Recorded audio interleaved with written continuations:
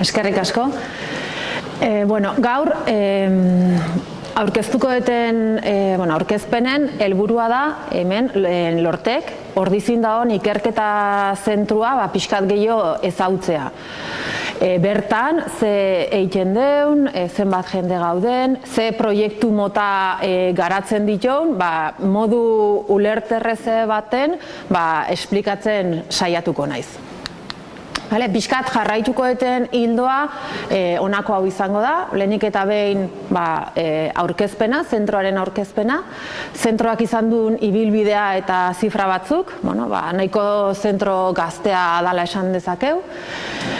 Lortek IKALAU Research Allianceen barruan dago, jende askoi ezaguna ingo zaizue IKALAU Ikerlan, Tekniker, danak aliantza berdineko ikerketa zentruk gea.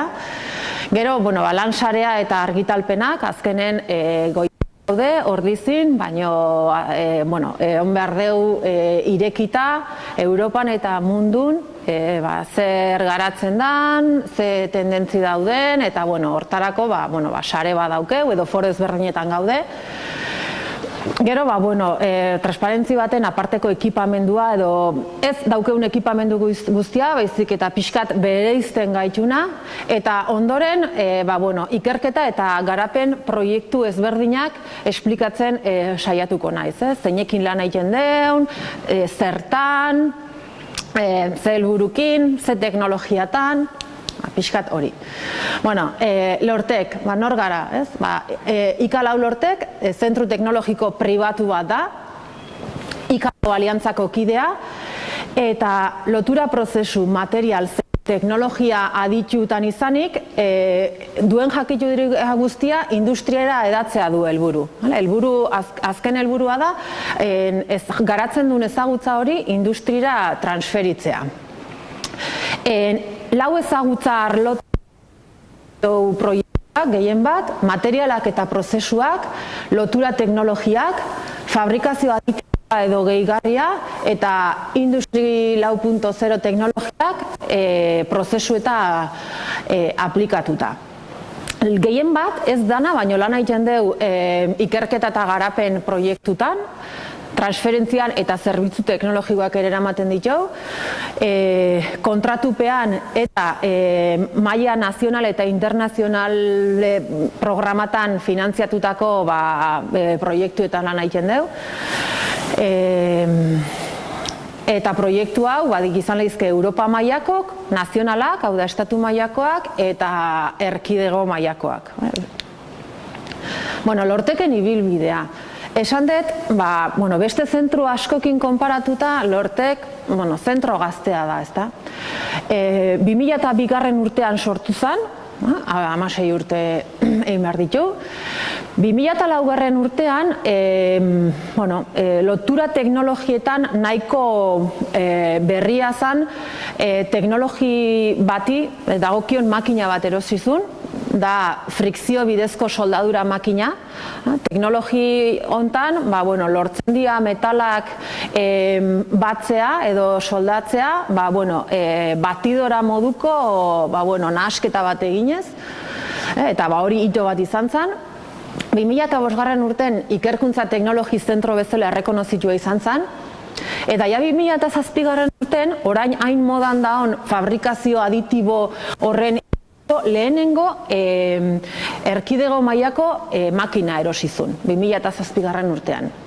2009 urtean Euskal Sareko teknologi zentru bezala errekonozitua izan zen, 2010 urtean IKALAU Research Allianceko kide izan zen, momentu hontan Euskal Herriko edo erkidegoko ikerketa zentro guztiak daude bi bezala. Multzoti bada Teknalia korporazioa eta beste zentru asko IKALAU aliantzan daude gaur egun 7. Eta hasi da pixkat Eusko Jaurlaritzatik hitz egiten, konsortzio asko de I+D, ikusiko dugu zertan materializatzen den.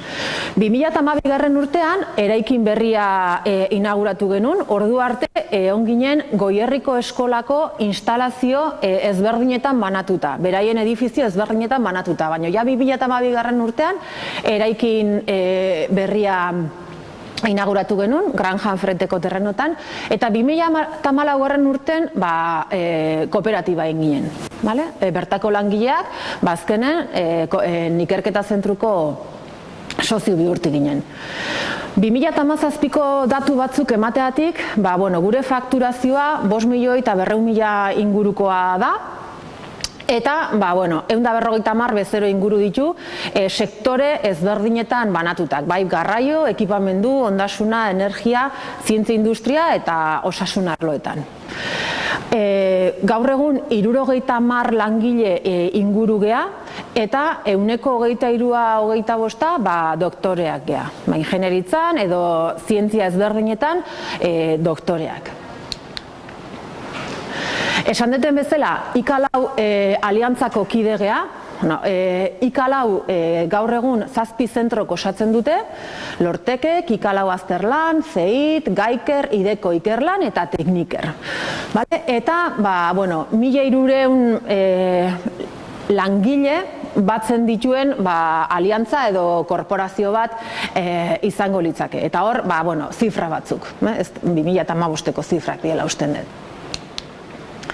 Esan duten bezala, naiz eta hemen ordizin egon eta igual mailara mailan ez oso ezagunak izan, mundu mailan muitzegea, ez da? Guk proiektuak garatu bakarrik ez ditu egiten, jutegea kongresuta, entzule moduan, ponentzik ematea, eta hor ez da oso ondo ikusten, baina kongresuak eta seminariok eman ditu Espani mailan, Alemanin, Holandan, Japonen, Estatu Batuetan, orduan, esan dezakegu gure mundua globala dela. Eta era berean, bai kongresu eta seminariota jutegian bezala, maila ezberdinetako publikazio zientifikoetan ere artikuluak idazten ditugu. 86 artikulo zan 2015ko zifra, baina gaur egun 120 artikulotatik gora dauzkau, nivel ezberdinetako revistatan argitaratuta. Aparteko ekipamenduari dagokionez, hemen ez da daukeun ekipamendu guztia, baizik eta pixka bat beste zentro batzukiko diferentziatzen digun ekipamendua esango genuke, ez da? Alde batetik, additive manufacturingeko 3 ekipo dauzkeu, SLM teknologiakok, eta teknologia hauen inguruan gero esplikatuko eto beto, Lortek diferentzial bat da. Laser bidezko soldaduran ere adituak gea, azkenen traiektori luze bat dakarkigu teknologia hauen inguruan, eta leheno esan duten bezala, friction stir welding teknologian ere, estatu mailan esango genuke erreferentzi bat gehala. Da, soldadura mota oso berezi bat, fusioik gabe ematen dana, eta, zenbait aplikazioetarako abantaila handiak eskaintzen dituena. Eta pixkat, komentatu dituten ekipamentu horiek, dia bereizgarriak beste zentro batzukin konparatzen bagea, ezta.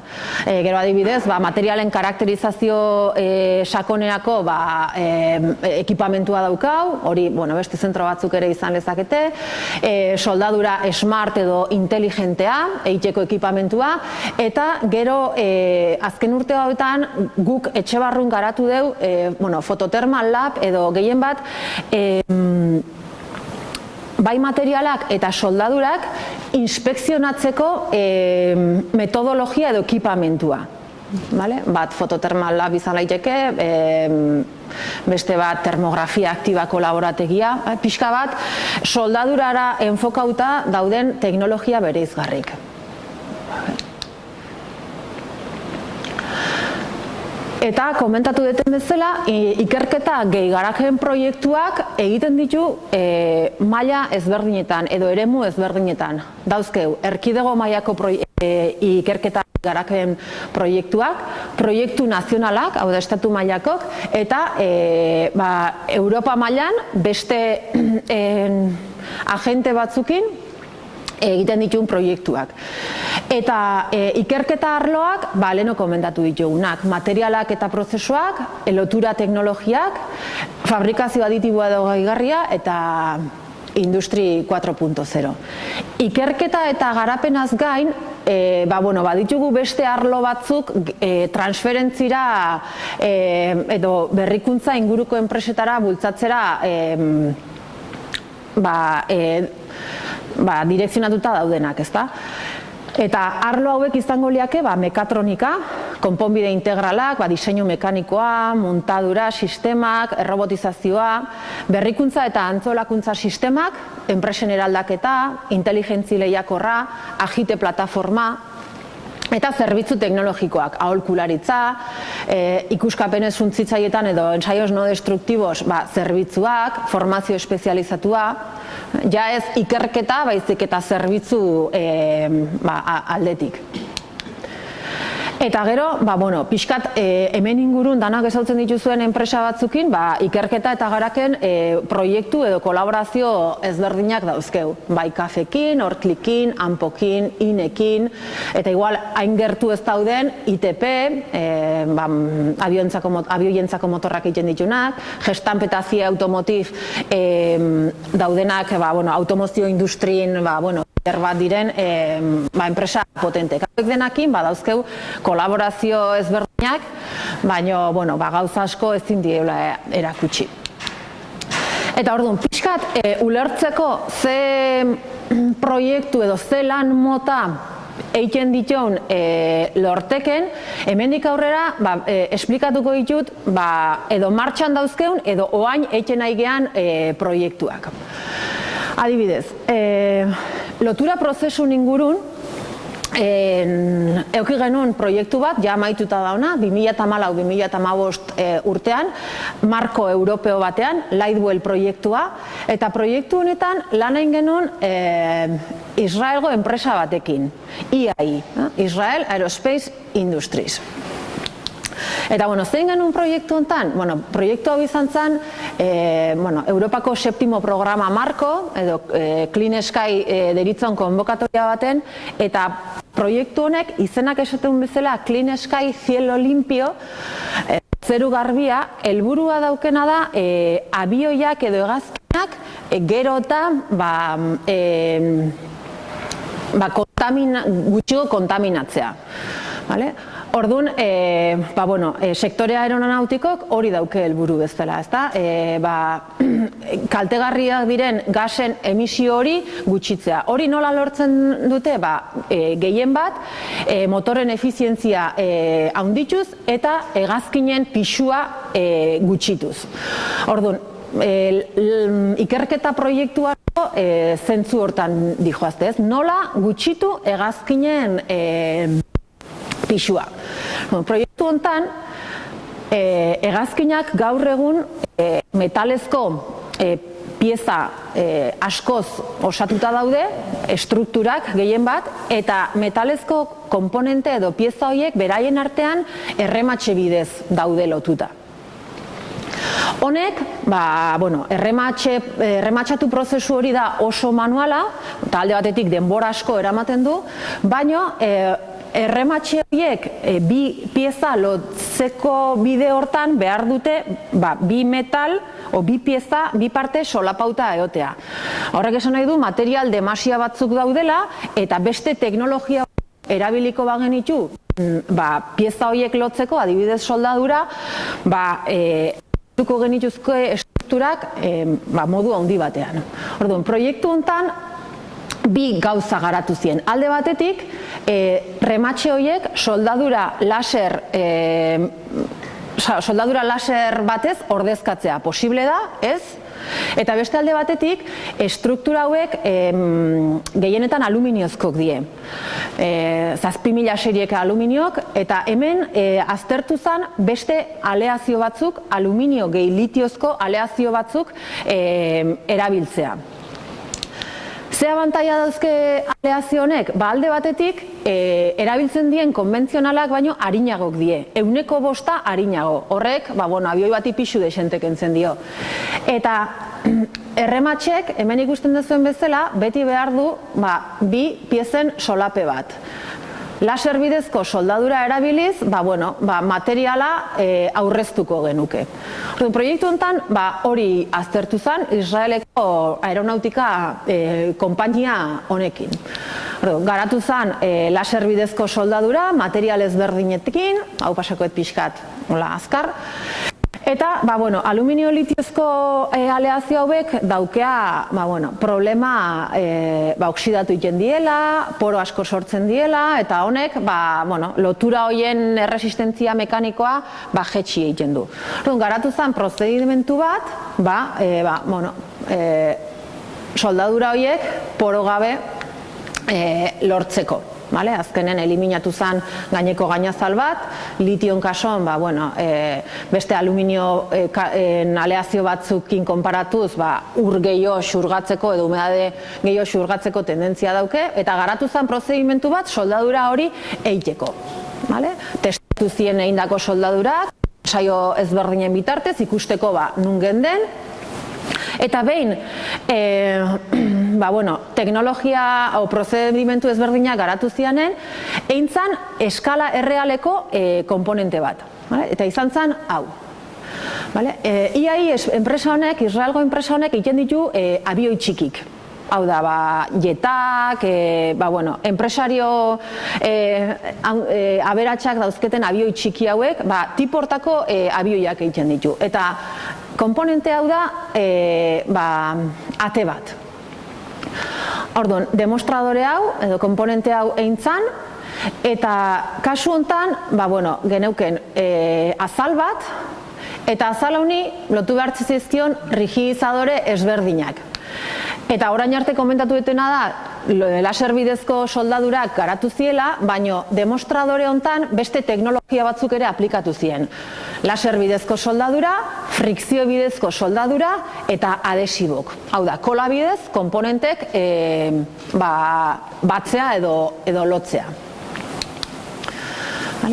Hau, bat horretarako, utillaje batzuk diseinatu eta fabrikatu ditun, hemen irudi batzuk, da, posizionamendua, tarteik ez egotea, gapik ez egotea, eta hau pixkat, nola soldatu zen, demostradorea, eskala errealeko pieza bat.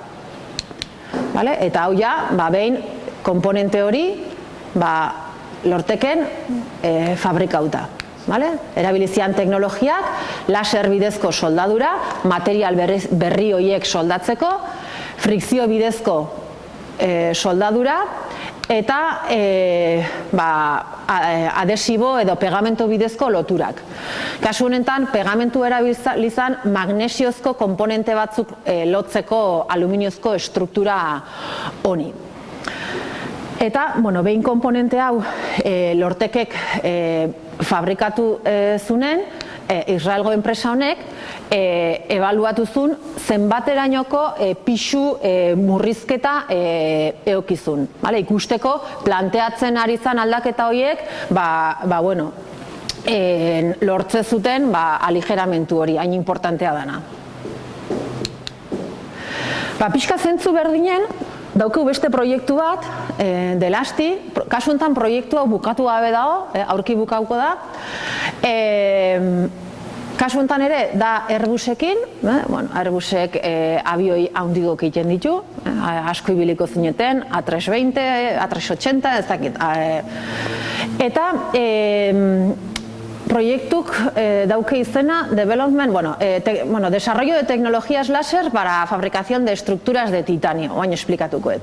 Proiektu honetan, baita Europa mailako proiektu bada, Clean Sky edo Zeru Garbia programa hortan, Airbusekin lan egiten dugu eta Alemaniko zentru batekin, Helmholtz Zentrum Gestadt, Hamburgo ondon dagoen zentro batekin. Eta, zein da proiektu honen helburua? Proiektu honen helburua da,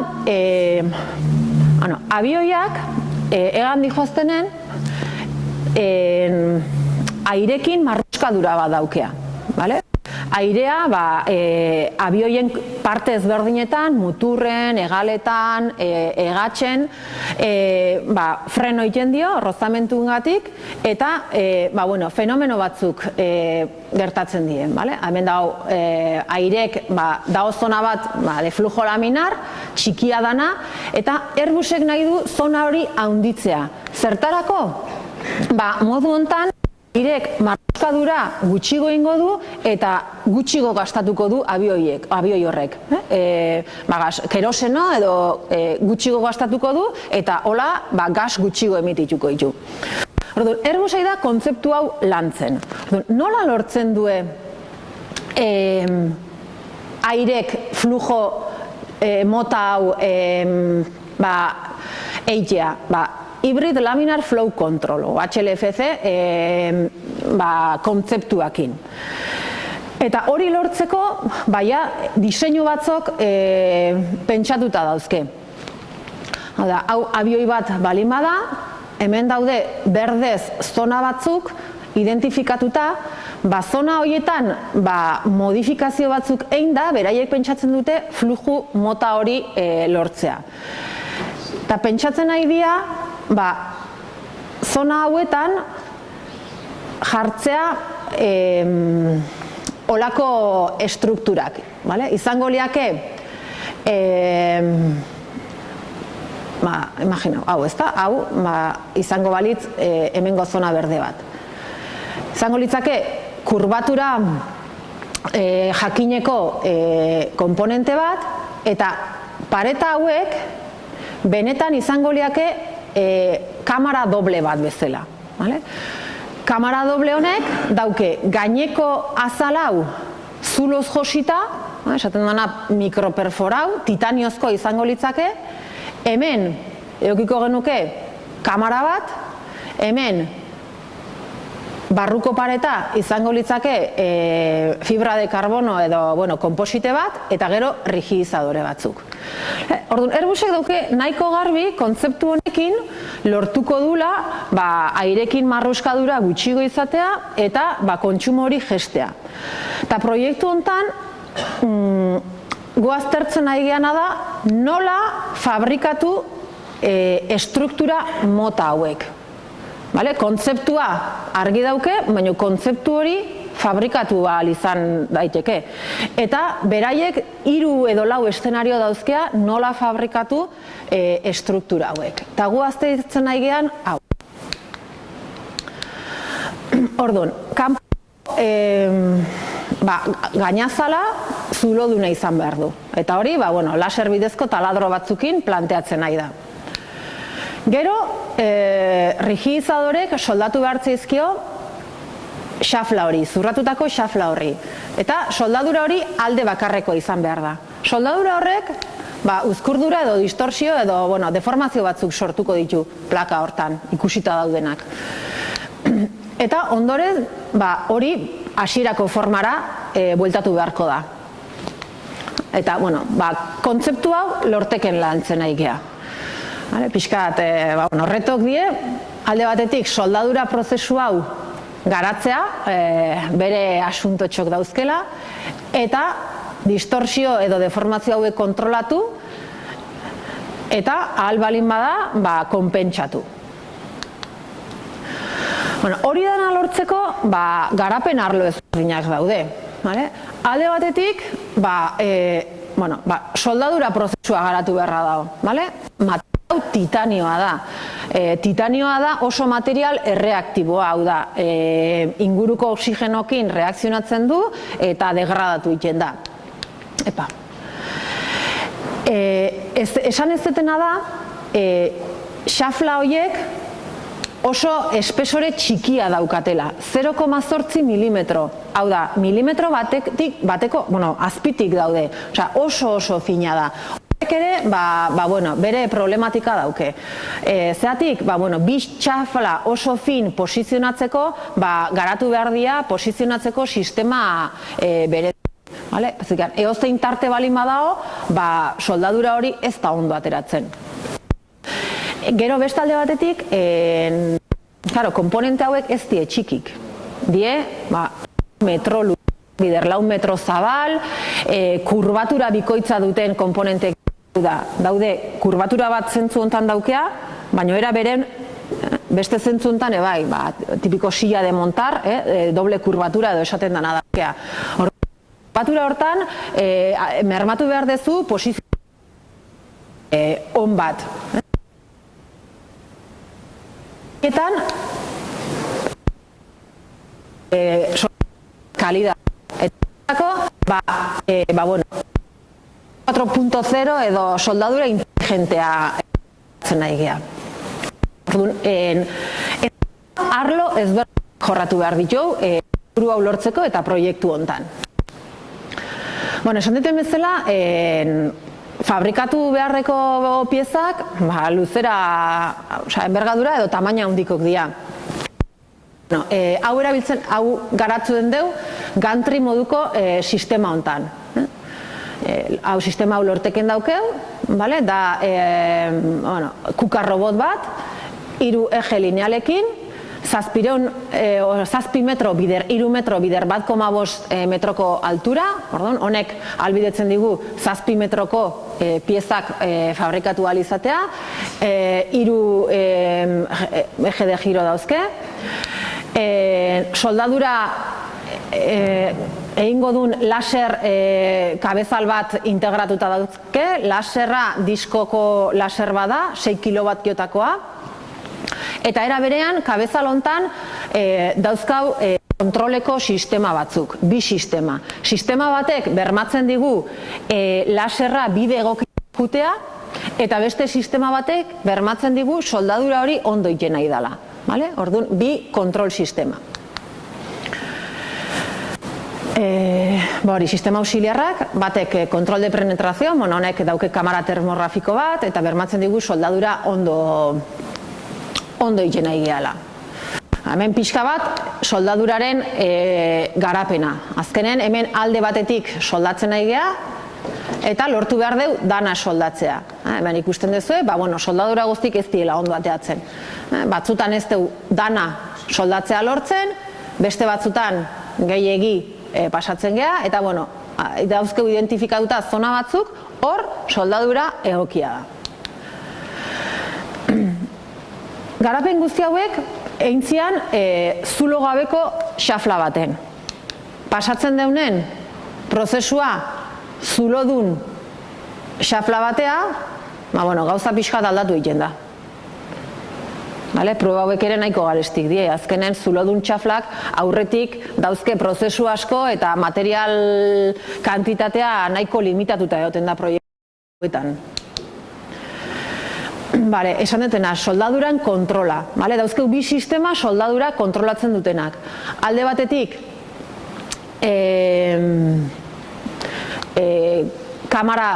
bisio artifizialeko kamara bat, kontrolatzen diguna soldaduran junta guk definitu ditugun tolerantzi batzun barrun da hola, eta horrez da hola gehiegizko zuloik. Eta beste alde batetik, infrarrojo lan egiten duen kamara bat, eta aztertzen dijoa denbora guztin lortzen nahi gehan soldadura. Ondo dijoan edo akatzen badauken. Proiektu honetan ebai, elementu finito bidezko simulazio batzuk egin genitun, ikusteko pieza handi batzutan soldadura horrek ze distorsio edo ze deformazio eragin ditzaken. Luzera handiko piezetan, adibidez barkutan, abioietan, kafeko estrukturatan, batzutan problemak daude deformaziokin. Eta, hemen erakusten dutena da, benetako demostradorea egiteko diseinatu eta fabrikatzen nahi gehan utilajea. Eta hemen, argazki batzuk. Hemen soldatzen, errigizadorea, xafla, luzera konsiderable baten. Zatik, esan detena, 0,8 milimetrotako lodiera honek bere problematikak dauzke. Oso xafla finak dira, eta gainetik bietako bat mikroperforatua da. Orain dauzket hemen prestauta transparentzi batzuk beste ezagutza arlo bat aurkezteko. Eta ezagutza arlo hau da metalen fabrikazio aditiboa edo gehigarria, oain hain teknologia multzo berri hau. Eta zer da fabrikazio aditiboa? Orain arte ezagutzen dien fabrikazio teknologiak gehienak daude oinarrituta teknika kentzen. Hasten gea totxo handi batetik eta hasten gea kentzen, adibidez mekanizatu bidez, eta lortzen du guk nahi deun forma. Fabrikazio aditibo edo gehigarrik filosofia justo kontrakoa dauke. Guk daukeu nahi deun forma, lortu nahi deun forma, eta esaten dugu, guazen forma hau lortzea, baino pixkanaka kapak gehituz. Hemen jartzen dena adizion por kapas. Orduan, teknologizia gehigarri, fabrikazio aditiboko edo gehigarrizko teknologi gehienak, o danak, oinarri hontan zatzen die. Daukea bere muina. Forma bat definitu, forma honetan kapa batzuk diskretizau edo definitu, eta gero kapa horiek sortzen jun. Fabrikazio aditibo kontzeptuk teknologi mordoa biltzen ditu.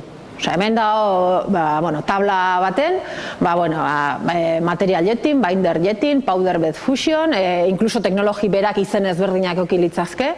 Batzuk daude oinarrituta material plastikoetan o polimerikoetan, eta beste batzuk metalikoetan. Lorteken jorratzen ditu fabrikazio aditiboa, baino metaletan. Guk plastikoetan ez dugu ez erreien, metaletan. Dauzkeu metaletako 3 teknologia.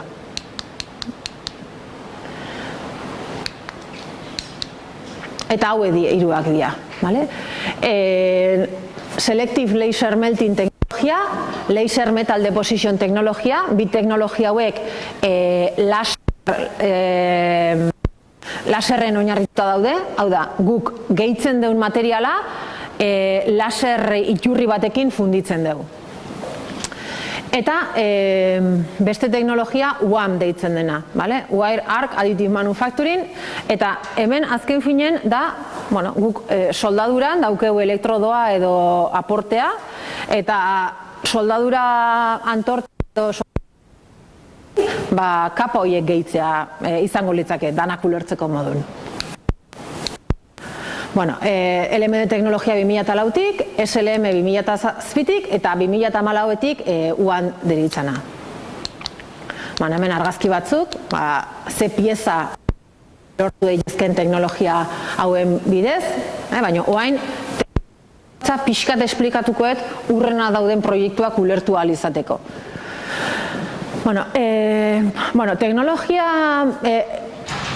importantea esan goet, importantea, guretzako bai. Importantenetako bada SLM teknologia, Selective Laser Melting. Eta zer da, teknologia honen funtsa zein da? Teknologia honek lan egiten du kamera itxi baten, kamera hori gas baten bidez babestuta dago, gas hori izan laike argoia edo nitrogenoa, gure kasun normalen argoia izaten da. Kamera hortan base bat dago, plaka metaliko bat, eta base horren gainen hauts kapak depositatzen die. 30-40 mikra inguruko hauts kapak. Eta hauts kapa bakoitzen funditzen dugu parte bat. Funditzen dugu parte bat, berriz beste kapa bat dotatzen dugu, beste parte bat funditzen dugu, beste kapa bat, eta holaxe kapaz kapa pieza bat sortzen dugu. Bukatzen deunen prozesua daukeu kamera guztia hautsez josita.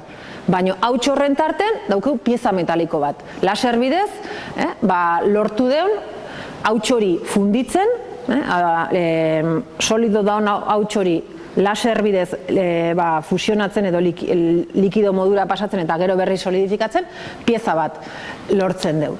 Eta hau, pixka bat tekniko, gu daukeu hemen lortu nahi deun irudea, edo geometria, pieza hori kapatan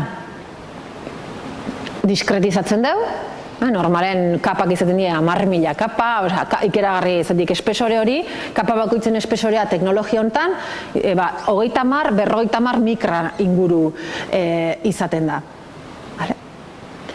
Orduan, kapa bakoitzan, adibidez, hau izango litzake, kapa 0. kapa, hemen dauke funditu beharra, zona hauek, hori zagertzen dienak. 234. kapan, funditu behar du, hori zagertzen den zona, hau da, orduan, kapa bakoitzan, guk aurretik definitu dio gure piezak damakin zona. Hola, 785, 1085 hola, pieza gero eta hondigoa, gero eta kapa gehiago. Eta hemen komentatu detena, daukeu kamara bat, hautsa izango litzake, eta beltzez da ona pieza. Botatzen dugu hautsa, hemen deposito bat bezala daukeu, eta hautsa botatzen dugu, eta eskoba bat bezala pasatzen da, eta hautsa hori kamaran gutxi gora bera ondo distribuitzen du. Gutxi gora bera ez, prezisio handik. Eta fusionatzen du badagokion kapa, eta lortzen pieza. Teknologia honek aeronautikan perspektiba handik dauzke. Beste teknologia bat izango litzake laser metal deposition. Kasu honetan ez da kamera baten lan egiten, segun ze materialekin aizean atmosfera babesgarri bat eduki behar du, eta aurretik ez du hautsik jartzen. Egiten dauna da, hautsa eta funditu behar duen energia iturria batera dihoazte, eta da manga pastelera batekin, txurrok egiten dienen bezala, piezak egitea. Hemen komentatzen, hemen ikusten dugu, ezta? Hemen daukeu, hemendik hautsa ateratzen da, laserra dator, laser iturria, hemen juntatzen die, eta, hastegea materiala botatzen, eta hori, forma konkretu batekin, pieza osatu dezakeu. Hemen ikusten die, ejemplo batzuk, ezta? Hemen hasieratik geometria bat sortzen nahi gea, hemen pieza bat daukeu eta detalle bat sortzen deu, hemen tubo bat daukeu eta helikoide bat bezala sortzen dio, teknologia bakoitzak bere aplikazio konkretuk dauzke. Eta beste teknologia izango litzake LMD-en antzekoa, baina laser iturri bat erabili beharrez, daukeu, soldadura arku teknologiak. Izan daiteke TIG, MIG-MAG, CMT, soldadura mundukin pixka familiariala gehitzen duna da ari bat, ari metaliko bat. Orduan, soldadura teknologiakin metaliko hori funditzen dugu, pieza sortzen dugu. Eta hemen, berdina, daukeu pieza kat moduan, kat horrek kapak definituta dauzke, kat horrek robotai ze trajektoria egin behar ditun esplikatzen dio,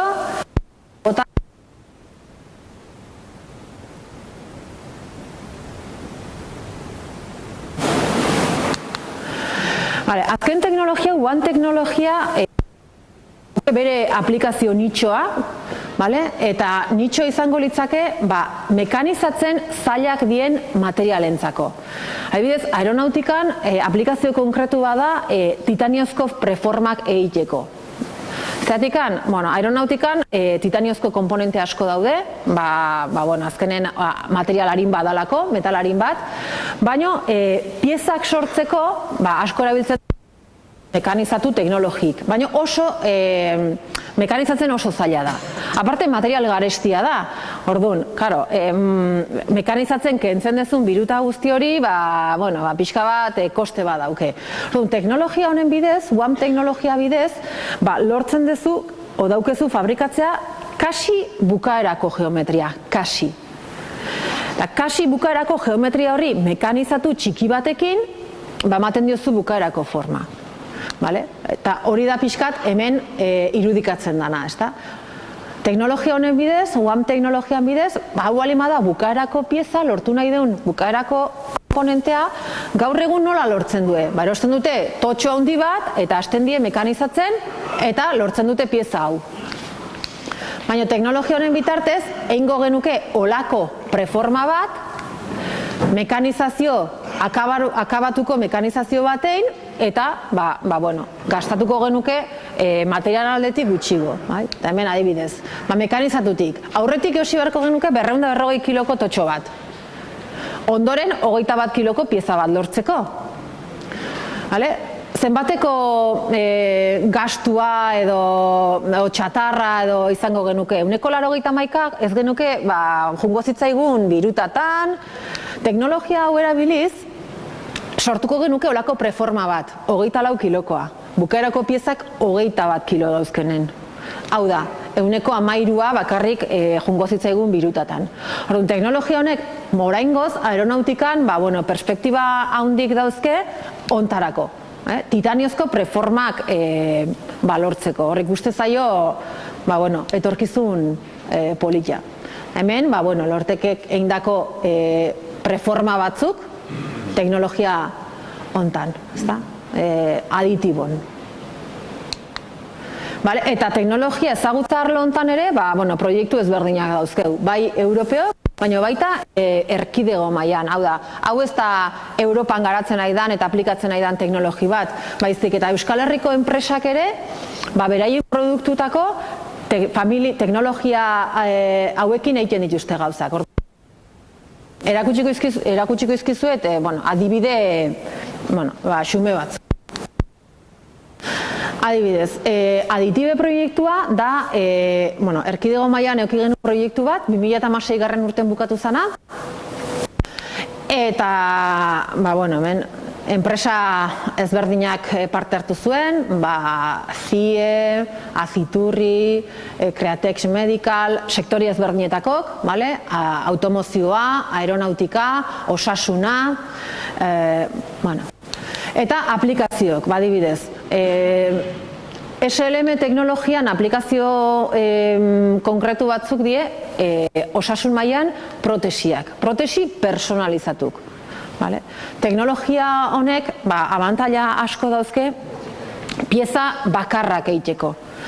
Hau da, azkenen gutako bakoitza bakarra da, bakoitzak bere ezaugarrik dauzke, eta behar ditun protesik, gorputzeko atal ezberdinetakok, die personalizatuk. Teknologia honek ahalbidetzen du hori gehiegizko kostei gabe. Hau da, berdin dio, danak berdinak egin, o bakoitza ezberdina egin. Orduan, hortan, ja aplikatzen nahi da egiteko protesik. Osa, protesi hauek ja markatun daude. Hauek izango liake maxilofazialak, titanion, baina hauek izango liake hortzak. Eta hau ja merkatun dago. Enpresak, ontara dedikatzen diren enpresak, eskaintzen dute implante hauek teknologia hontan indakok. Ze eskaintzen du teknologia honek protesi edo implante hauentzat? Azkartasuna.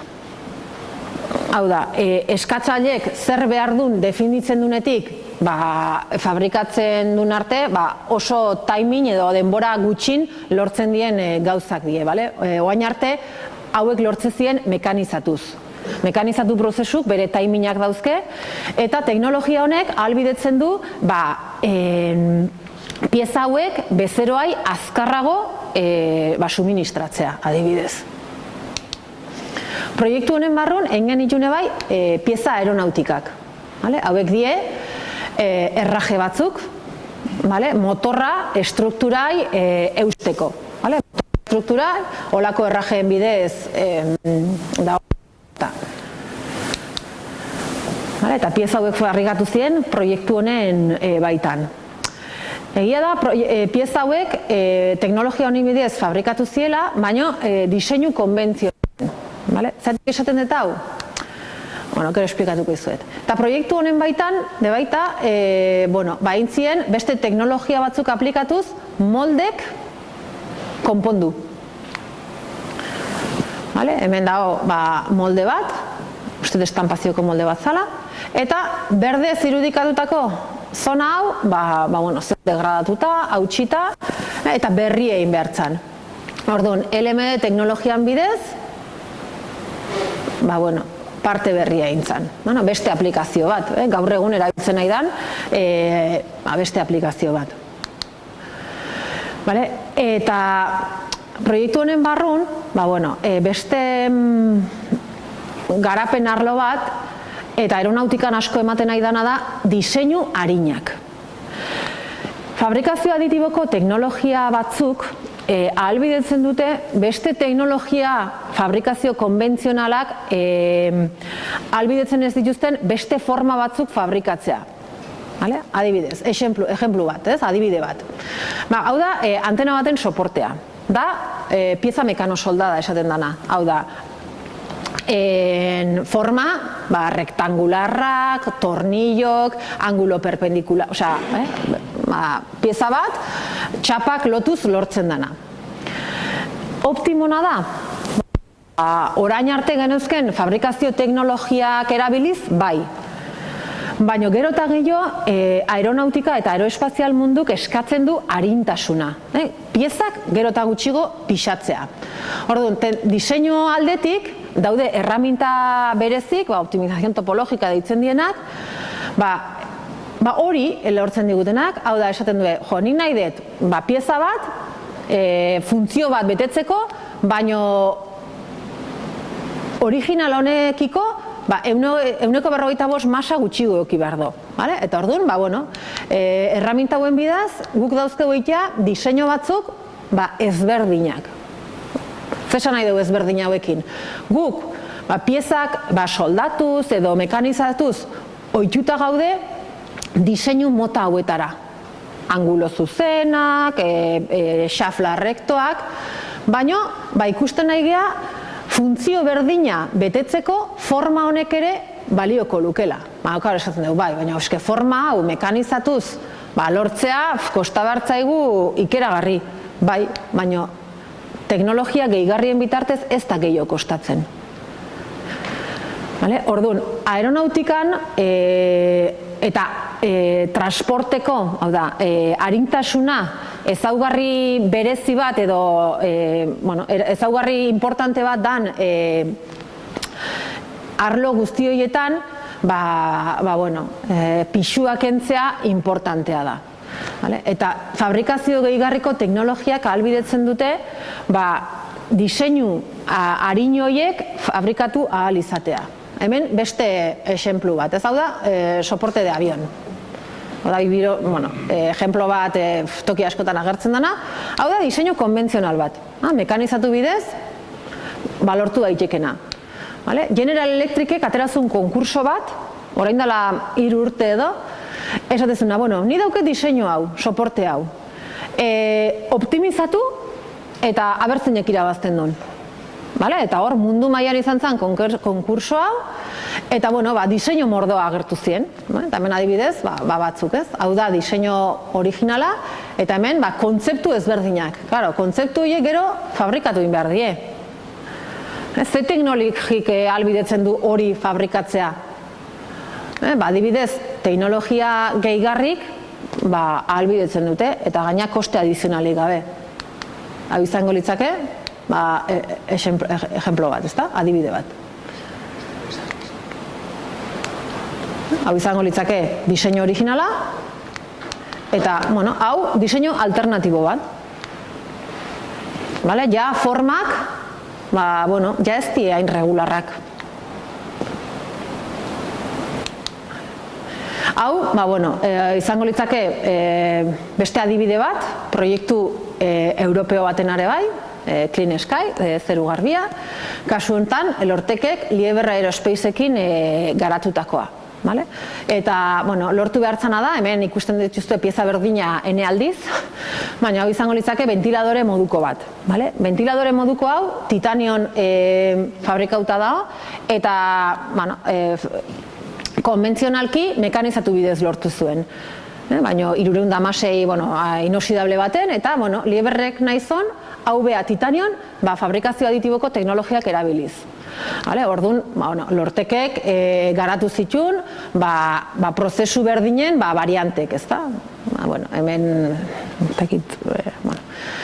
estrategia ezberdinak erabiltzen, elementu auxiliarrak erabiltzen, eta hemen, teknologia hauetan daude elementu auxiliar batzuk, deitzen dienak soportes, fabrikatzen diela piezakin batea, diela un garrik, tolerantzik mantentzeko, angulo batzuk fabrikatzeko, igual gauza teknikokik, baina, desarrollatu zuen prozesu guztia, hemen ikusten die, beste adibide batzuk, pieza berdinanak, estrategi ezberdinak erabiliz, helburua zein zen, lortzen genuen pieza finalak, tolerantzitan sartzea, hau da, izan martzan bukaerako pieza.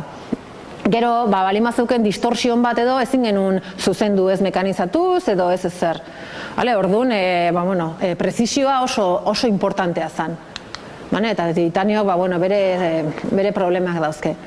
Hemen ikusten dugu, tratamentu termikon ondoren, nola deformatzen den dana, eta azkenen ez da fabrikatzea, baizik eta nola pieza finala zen, fabrikazioa, tratamentua, bere gauzak dauzke. Eta, argazki hau jarrik dut, interesantea dalako, jartzea, hau da pieza fabrikatuta eta elementu auxiliarri horiek kenduta, ez? Teknologia honek ematen du bukaerako gainazal bat, hau da, akabatu bat. Eta bukaerako kalidadea, dauke rugosidade bat. Ez da oso altua, baino ez da mekanizatuko akabatua. Proiektu honetan, garatu zana zan ebai, tratamentu superficial bat, gainazaleko propietateak hobetzeko. Eta tratamentu hori bestin klasekin entzan, da ikusten da hemen diferentzia, ez da? Hau da, makinatik atera, soportek kendu, hautsak kendu, ondorengo akabatua, beti daukezu rugosidade bat, eta hau, gainazaleko tratamentua egin ondoren, ja, kasi daukezu akabado espejo. Eta, aplikazio batzutarako hau beharrezkoa da, beste batzutan pieza hau mekanizatu fin batekin bukatu daiteke, baina kasu honetan, alternatiba bakarra izan zen hau. Beste aplikazio bat, gaina hemen inguruko enpresa batekin, teknologia hauena da, hemen izan zen un regenerador esaten dena, baina intercambiadores de calor. Kontzeptu horrekin lan egiten duten piezatan importantea da gainazal asko eokitzea. Gainazal asko balima daukeu, gainazal asko daukeu, beroa pasatzeko alde batetik bestea. Teknologia honek albidetzen du hemen ikusten dien estrukturas latiz deitzen danak, estrukturas de red. Estrukturas de red hauek lortzen du piezak arintzea eta ere baita bero transferentzia hobetzea. Daukezulako gainazal asko volumen unitateko. Hauek izango liake adibide batzuk, teorikok, sare estruktura hoienak, latiz estruktur, deitzen dienak, estrukturas latiz, eta hauek ja fabrikatuta. Danak ezberdinak die, sare estruktura hoiek. Eta hori zertarako? Komponente hau. Hau da teorikoa eta hau fabrikatuta. Komponente hau da, motor Stirling baten regeneradorea, akumuladore bat o un intercambiador de calor. Eta hemen dauzkeu, bi sare estruktura ezberdin. Teknologia hauek bidez fabrikatutakoa. Eta hemen, ja pieza bukatuta. Azkenen plataformatik kendu behar da, mekanizatu behar da, baina, eta aplikazio hauek hemen ingurun dauzkeu. Beste proiektu bat, Famol, erkidegokoare bai, hemen enpresa ezaunak, Edertek, Alfa, Aurrenak, eta hau da orientauta, eta honekin bukatzen dut ja, molden sektorera. Moldek zertako, moldek erabiltzen die, o fundiziorako, o injekziorako, kasu honetan, zian, moldes para inyección de aluminio, esaten dana. Guk aluminioa molde baten injektatzen deunen, segun piezak ze geometria dauken, puntu batzutan behar deu hor refrigerazio hobetu bat. Teknologia konbentzionalak erabiliz, refrigerazio hori lortzen da, taladro batzuk egin da, baina taladrok nola die zuzenak, daukeu zulo zuzen batek ja, karo. Batzutan zulo zuzen batekin ez dugu ezer soluzionatzen. Eta teknologia honek ahalbidetzen du, imaginatu balin bada, molde baten pieza, barrutik egiten dizkio kanal batzuk edozein formakin, kasu honetan espiralen. Forma bat, eta teknologia honekin fabrikatu egiten dira. Hemen ez da oso ondo ikusten, baina adibidez hemen beste esenplu bat. Hau da, molde baten partea, eta barrutik dauzkeu zulo batzuk, eta zulo horietatik ura juten da. Eta ur horrek optimizatzen du molde honen portaera, molde zati honen portaera. Eta teknologia hauek, fabrikazio aditiboko teknologia hauek, ja aplikatzen nahi die sektore honetan. Hauen pixkat berdina, hau konbentzionalen, punta hau refrigeratzeko, taladro bat eta punto. Teknologia berri hauen bidez, diseinatzen dugu, hemen kanal batzuk, hau dana hemendik dijoaztenak, eta gitu ondo ikusten da, eta hemen, pieza hori, teknologia gehigarri, fabrikazio gehigarri bidez, hemen, lortzen dan, kanal hori, urakin refrigerautakoa. Eta hau izango litzake pixkat, nire aurkezpena, lorteki buruz, zeiten deu, gure garapen arlo ezberdinak, eta, besteik ez mena nahi badezu ez zer galdetu, nik uste ordu betetxo luzexoa izan detela, baina, nahiko ondo.